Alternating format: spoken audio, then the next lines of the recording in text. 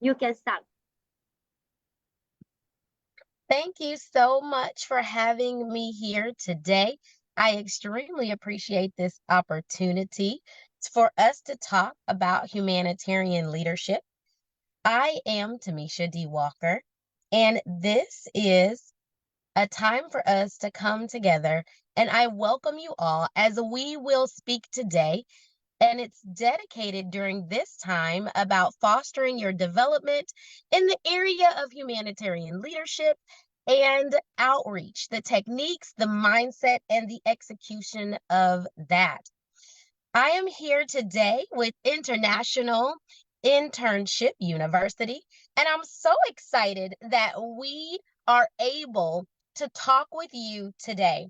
We are coming from an organization that is leading virtual educational systems and global brand confederation, which is the most valuable and trusted worldwide and well reputed in delivering innovative programs globally. It is a trusted name for quality training programs and is committed to providing better and virtual education to all the young leaders of the globe. IIU is metamorphosizing the conventional education system by cutting down the additional cost and providing access to more than 1,000 plus courses and internships to their e-learners across the globe.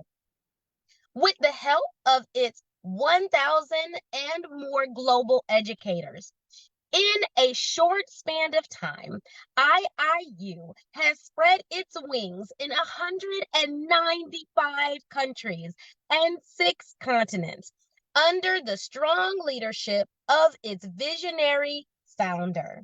So thank you so much for being here with us today. Let's go ahead and get started. As I said, I am Tomesha D. Walker, some call and known as Her Excellency Ambassador Dr. Tomesha Walker. So I am the founding president and CEO of Heart for the Hopeless and the Darius D. Walker Golden Kidney Foundation. We have the ability and have had the opportunity to support individuals in health and wholeness through the motherhood journey and babies first year journeys. I've been appointed through Word of Life Ministries International, better known as WOMI ICC, as a peace ambassador and commander of the Most Noble Order of Kingdom Peace Ambassadors to the United Nations at large and the intergovernmental bodies.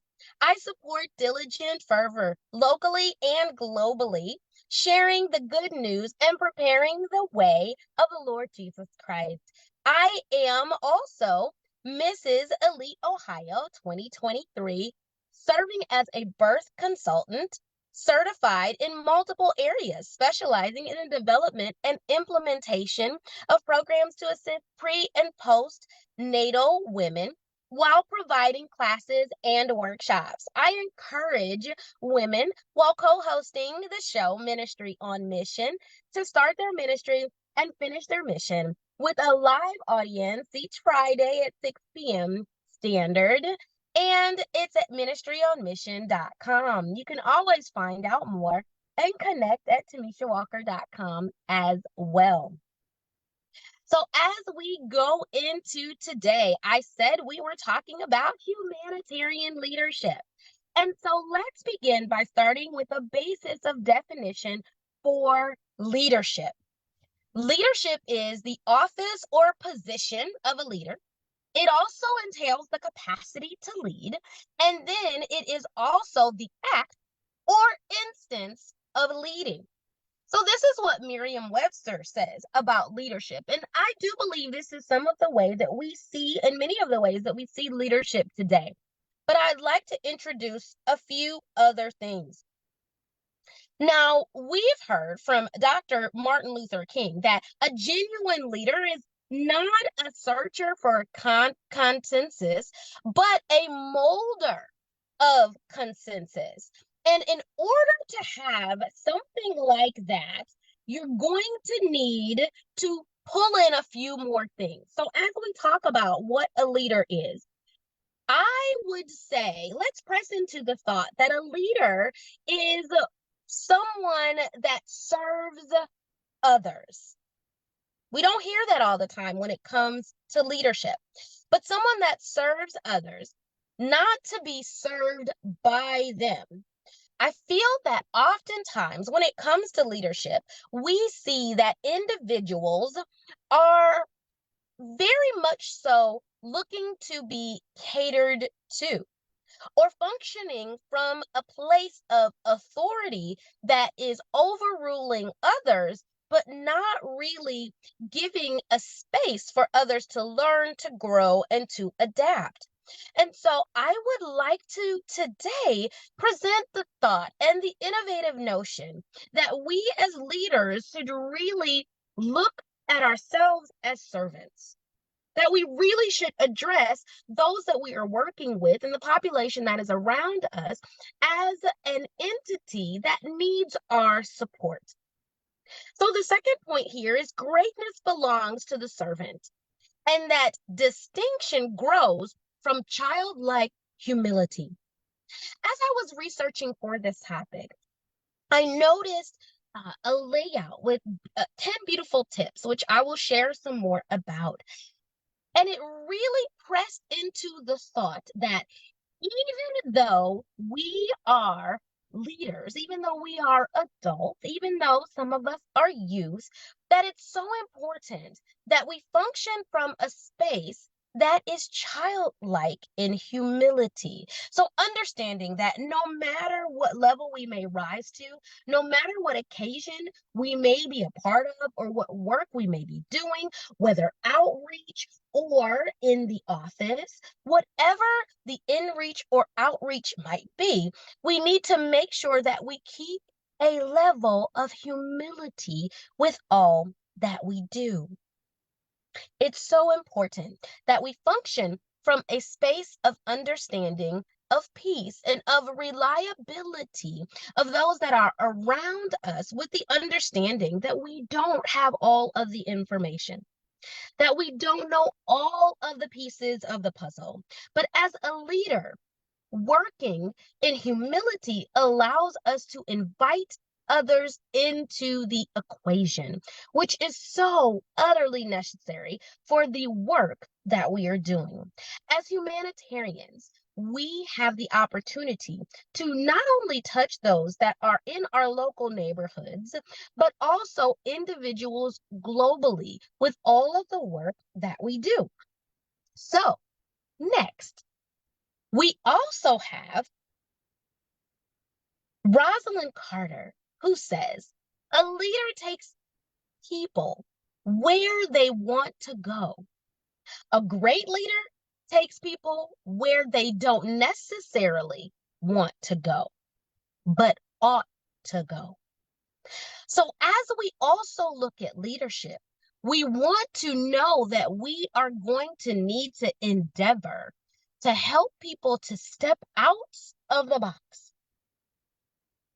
to step out of the box and understand that even though we see general confinements and definitions when it comes to leadership, when it comes to teamwork, when it comes to us working together, that we still need to push further, that we still need to stretch the boundaries of working together, of what it looks like to serve in humility and what it looks like to lead.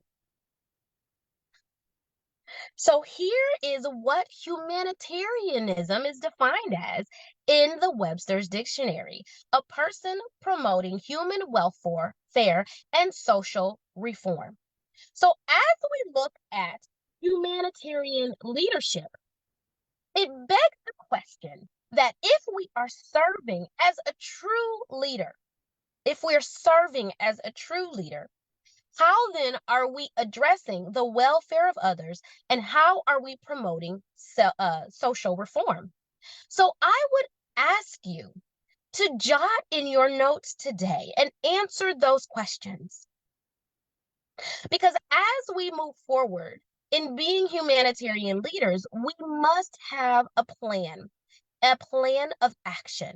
And in order to function and execute that plan, we must see where we are now, this being our beginning, and then figuring what our steps will be to make sure that we can move forward and expand on this newfound understanding and revelation of humanitarian leadership. As we move forward and promote human welfare and social reform, it also begs the question of what we see around us that needs to be expanded, that needs to be changed, that needs us to address it. Whether it is in your workplace with your team, or it is in your community, or even if you step out a little further and you see some very drastic things happening around the globe, but you would like to step forward and be the leader to help make change in that way. And I do hear that some people may say, but it's just me. How can I really be a global leader and make change? There's multiple organizations that many of us may have heard of, from the Red Cross to even mine, Heart for the Hopeless. There's many different ways that we can be active globally to help support human welfare and social reform. But it's up to us to decide how to make that change. So next, we look at the fact that we need innovation and we need strategies in order to succeed as a humanitarian leader. What will be your innovation? As we've talked about it today, we have seen that leadership can look a little different than people characterize it. It doesn't have to be dictatorship, but it can be from a place of servantship. And so when you look at it from those tips and the things that we're going to break down next, it's to create strategies. I bring this up at this point because I want you to be creating strategies as we go through these next steps. So as I bring out each of these next points, the 10 points, I want you to create strategies that incorporate these 10 points into your daily activities and life as a humanitarian leader. Let's get started. So as we go in with the innovation, we see that humanitarian leadership that we're speaking about in this instance is modeled as neither about command or control, right? Not a dictatorship, nor status and power, but it is modeled and modeling the technique to grow character and servanthood that challenges others to follow that example. Because we're not in this alone. The encouragement that I have for you today is that you can use your character to create and to challenge others. To create and to challenge others. So think about this. As we look at this from an innovative standpoint, what needs to shift in your daily activities, in the way that you function with others, the things that you say, the ways that you respond, the actions and activities that you take that affect your character? What in your character draws out in others leadership? How in your servantship do you provide for others to want to be challenged to be leaders as well? And how do you create an atmosphere and an environment that facilitates this? These are a part of your homework for today. So as we look at the steps, here are the first 3. To focus on others, to take responsibility, and to consider the individual. So each of these are going to be building blocks that we're going to use to make the difference globally. Okay, so When you look at yourself and the way that you function throughout the day, how are you focusing on others? This truly is the hallmark of humanitarian leadership. Truly. So if you know that other individuals are not quite doing what would be best for your organization or for the entities that you are working with, or even how you would like to address and touch the world.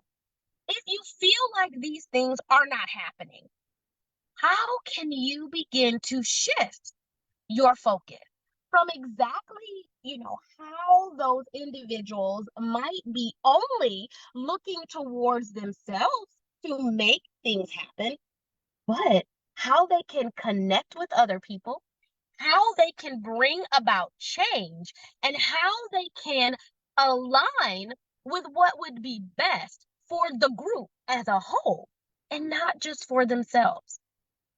With the next point of taking responsibility, when we as leaders walk throughout this global landscape, we are taking responsibility. It's not someone else's issue. It's not someone else's problem. It is for us to address.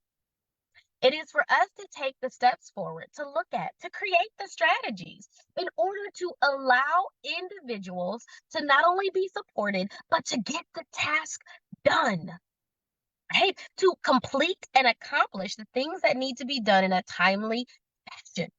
So this is up to us to do these things.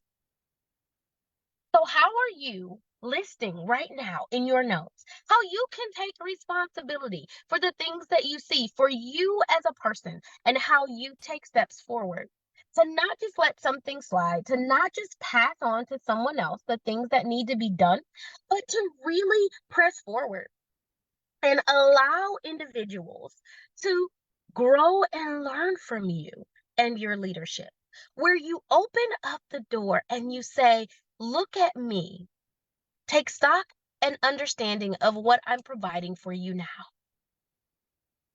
The third one, consider the individual. So think about those that you are not only leading, but those that you want to address with the issues that you see, the social reform and the obstacles ahead. Now, there are some ways when you are addressing an issue where it seems like I find many organizations that are giving the specific need. Yes, they are. And that is important when you're considering the individual to make sure that they have the basic things that they need. As I found in Maslow's hierarchy that I absolutely love, it addresses the fact that we have various levels throughout this hierarchy that need to be touched, that need to be addressed, that need to be considered. And when we consider them, if we do not start with the basic items like food and clothing and shelter, it makes it very difficult for people to then welcome the additional support and or services that may be needed when it comes to emotional, physical, mental items. So with that being said, I would encourage you to make sure that you are providing those items for individuals. As you provided those base items to then move forward to the additional things that can be offered, but to always take into consideration what level the person is at, what level the organization is functioning at, before you try to bring big, sweeping, global changes, to make sure that the base items that are necessary for them to be able to accept what you are bringing is available and is there. All right. So as we move forward, the next things that we'll consider is nurturing the character, modeling the way, and inspiring a shared vision. So the way that we can nurture character is, again, as we look at ourselves, then beginning to step out and say, okay, I have taken the evaluation for myself. I see this is where I am. I see this is what is going on.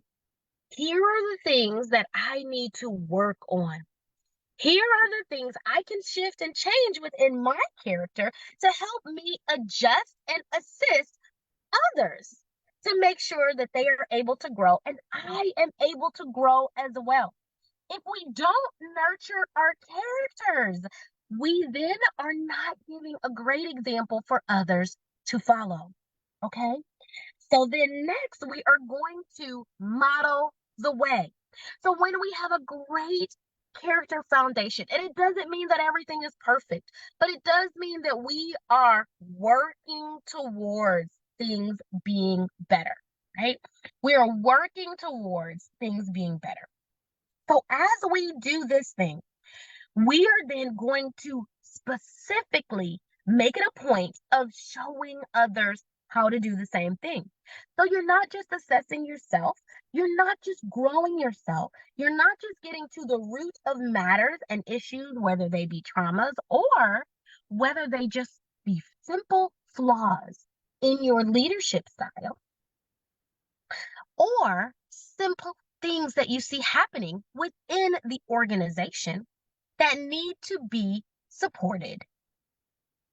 Now we begin to show a clear path for other individuals to do the exact same thing. Now that is humanitarian leadership. So you want to inspire also a shared vision. So as you're moving forward, you don't just want to in any way press what you think on other people.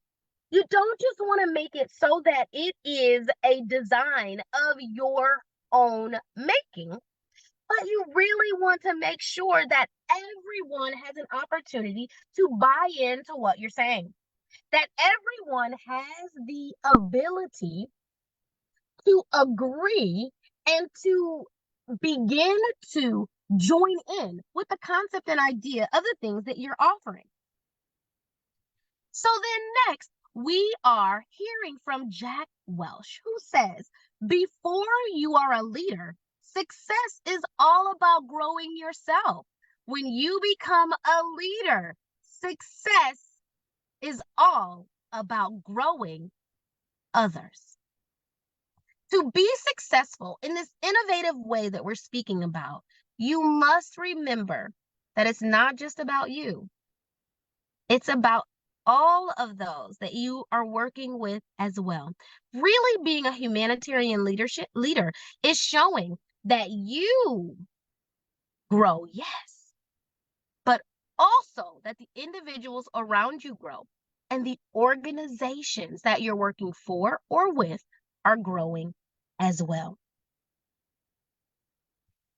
So the next few points are enabling others to achieve, encouraging the process, and being grateful throughout the journey. So, you enable others to achieve.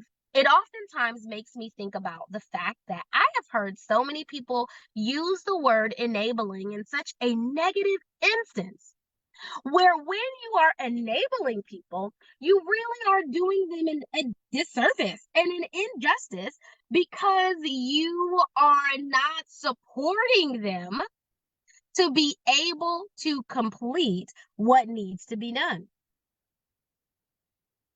So we want to make sure that as we provide for others, that they are uniquely able to continue to achieve for them and for the organizations you're working with. By proxy, when you help others to achieve, you will also achieve as well. When we remember it's not all about us, we begin to achieve as well. I also want to remind you to encourage others through the process. This can get difficult. The process can be difficult. And as we talked before, this is a new way to think about leadership. It's a new way when you push servantship. Most people would not say that that's leading.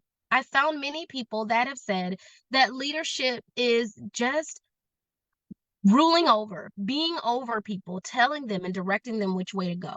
That is a part of leadership as far as telling people which direction you're headed. That's important. But when we talk about humanitarian leadership,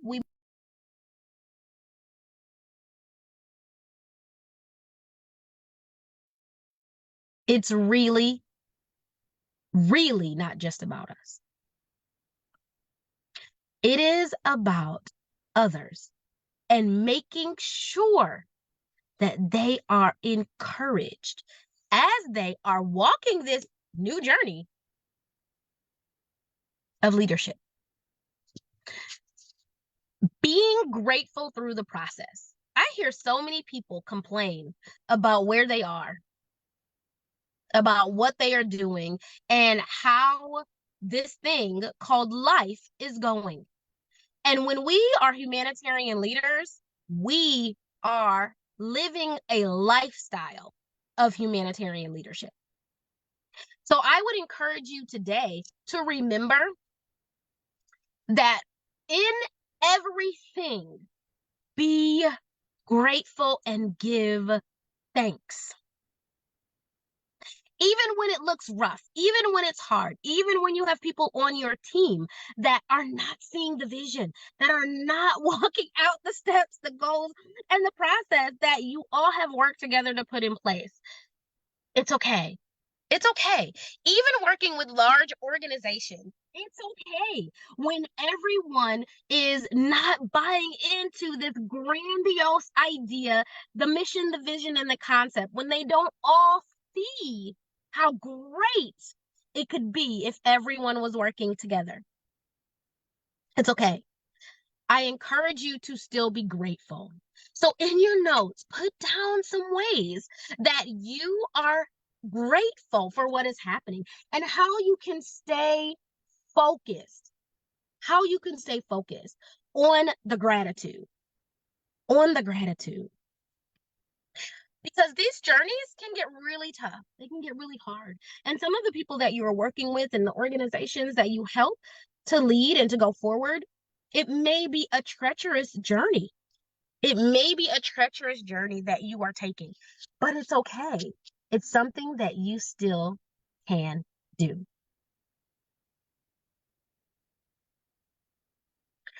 So next, we are going to talk about the pressing forward. So as we talked about being grateful and making sure that you are continuing to be grateful no matter what the hard times may be, I want to encourage you to keep going. I want to take a moment right now to honor the fact that leadership can be difficult. It can be really, really hard, but it's okay. Even when you have the struggles, even when you have the hard times, keep pressing. Keep pressing. It's all right that there's the struggle. I tell people often when I'm speaking, toe by toe, step by step, keep going. Keep pressing. It's all right. It's okay that it's hard.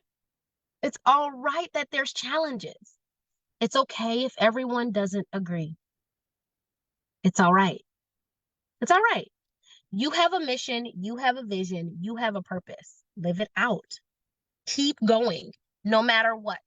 No matter what the challenges might be, no matter what the circumstances are, it's okay. So when we talk about the strategy, so we talked about the innovation, talking about the strategy. When you look at the character, the challenge, and what you're creating, remember that your character is a great way, when you pull the positives out of that, to figure out your strategy.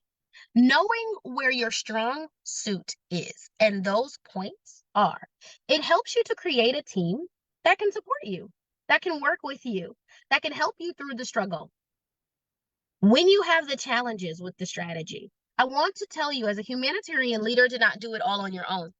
To make sure that you are creating a team that is going to work with you, that is going to buy in and allow you to be able to create the things that you need to create, to put together what you need to do. And I encourage you as you create to continue to be innovative in your strategy as well. As Rosalind Carter said, a leader takes people where they want to go. A great leader takes people where they don't necessarily want to go, but ought to go. I want you to do the same thing when you think about your strategy. Don't just take the cookie cutter strategy that you've seen everybody else do. Go ahead and press out new things. If you found a niche that works for you, if you found a way that really does help your organization, that's fine. But I do encourage you to step out the box and to help them to go to where they ought to go. So when you're looking at strategy, if we apply the same techniques of focusing on others, of taking responsibility, and considering the individual, what are you doing in these spaces? As you create this strategy and you work it out, you're going to continue to put others first. Okay? So what does that look like in strategy, right? What does that look like? So when you put others first, it means that this strategy is not going to be all the time the simplest thing for you. It's not going to be the easiest thing for you to do all of the time.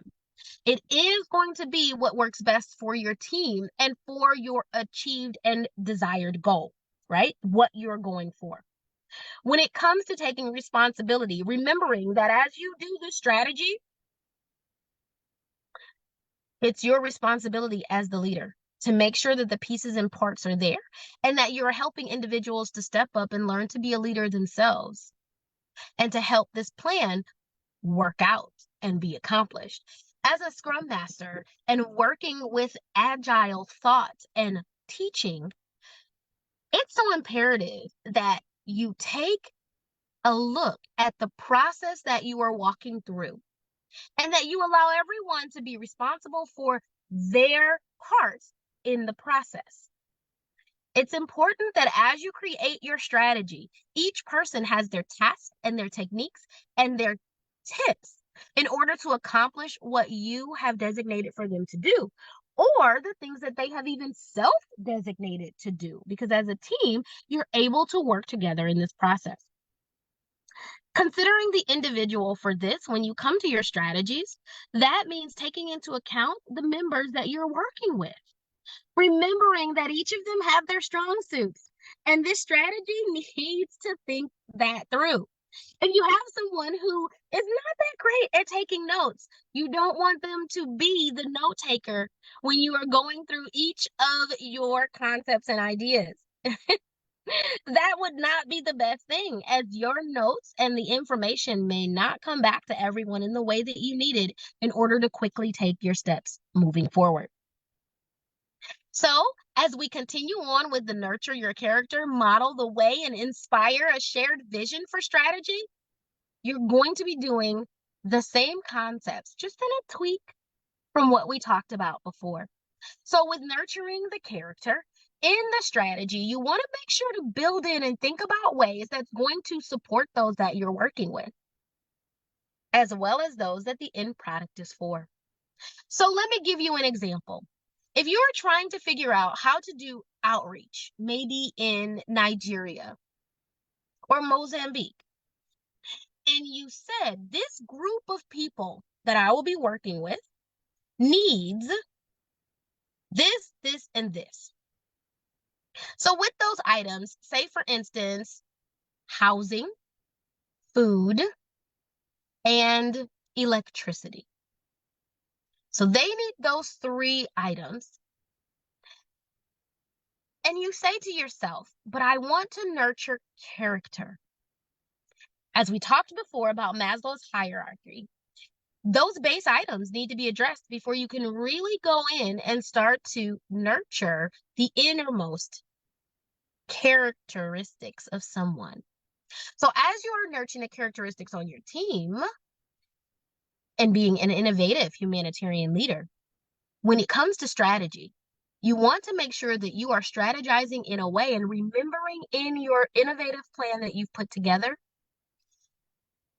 that those 3 things need to be met first in this situation. before you can come in and attempt to share things that will support the target market's character. When you model the way in strategy, you can put together techniques and ways and kind of pull back the curtain for yourself and how you are putting together your strategy for the team to work, allowing the team to therefore get insight and wisdom into how to lay out their structure and their plan for the concepts and ideas that you have moving forward.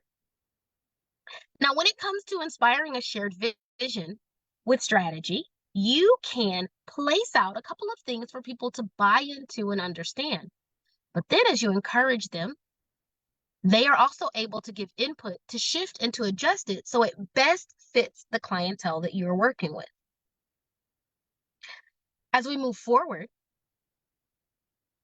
and we talk about the next few steps, you also have to make sure that you continue to move forward in each of your steps. You're going to continue to keep going and remembering the steps that we have in between as well. You'll lay them out in your notes also.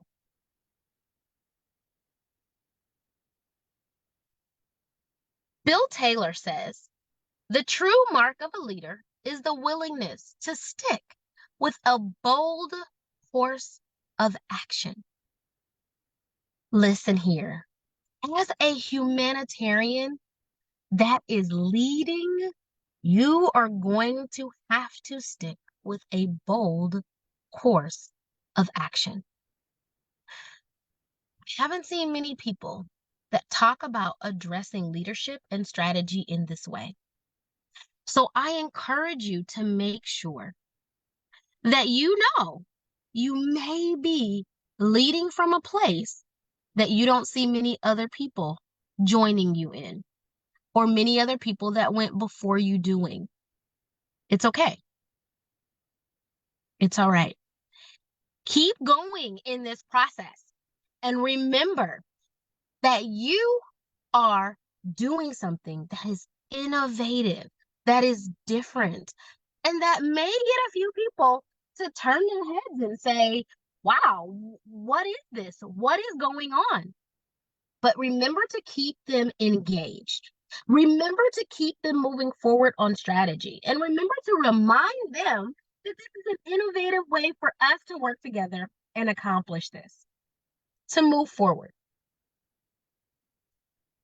So I want to just say thank you for joining me during this time, and to feel free to reach out. As I said before, you can head over to TomeshaWalker.com.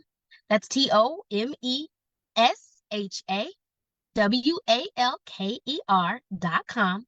And we are able to support you in the areas of humanitarian trainings, outreach, community education, and corporate education.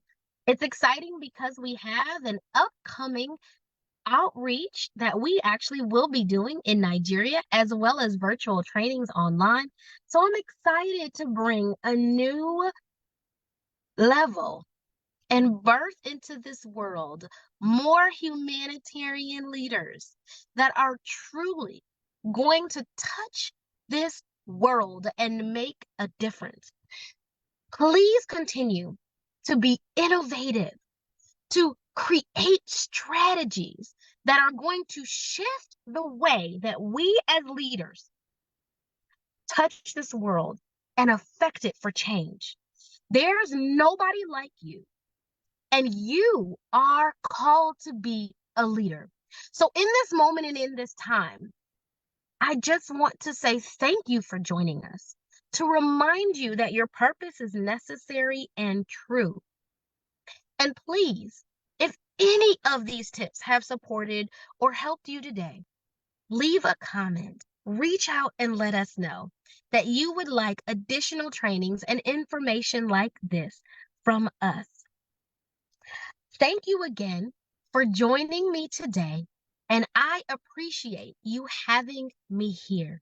Have an amazing rest of your day. And again, this is Tomesha D. Walker from Heart for the Hopeless.